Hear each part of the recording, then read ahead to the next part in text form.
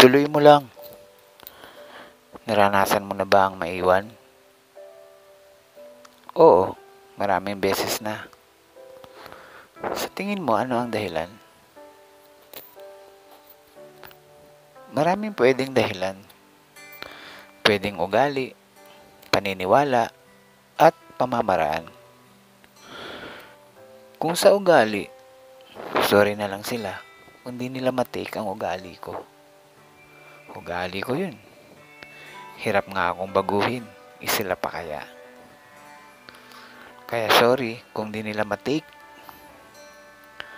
Kaya ko naman mag-adjust sa ugali ng ibang tao.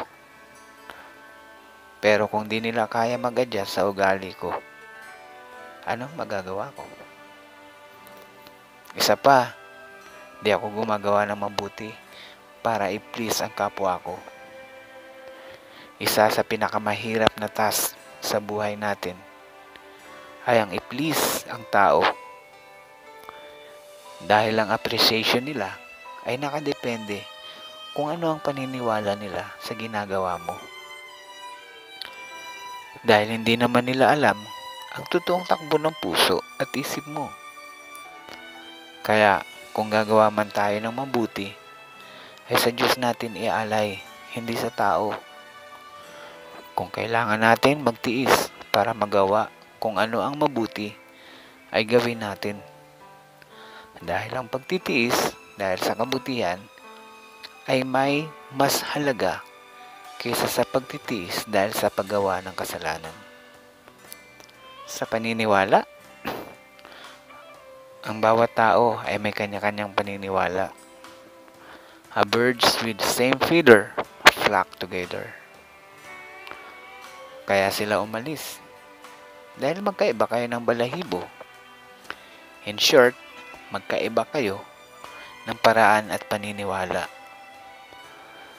Kaya kung sa paglalakbay natin sa buhay ay may mang-iwan, tuloy lang. Ang bawat hakbang, di kailangan mabilis. Ang importante ay hakbang tayo.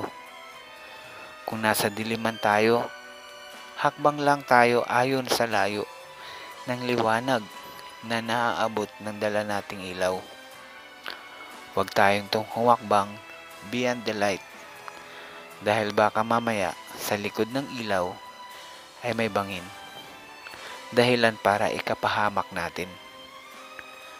Huwag tayong tumakbo or magsikap dumating sa tuktok para lang ipamukha sa mga taong nang iwan sa atin na mali sila. Huwag.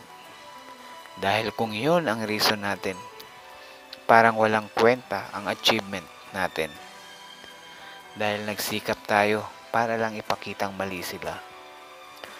Instead, magsikap tayo para patunayan sa sarili natin na kaya natin. Dahil ang unang-una, ang sarili natin ang kalaban natin, hindi ang ugali, paniniwala, at paraan ng iba. Peace out. Have a good day mga kaalat.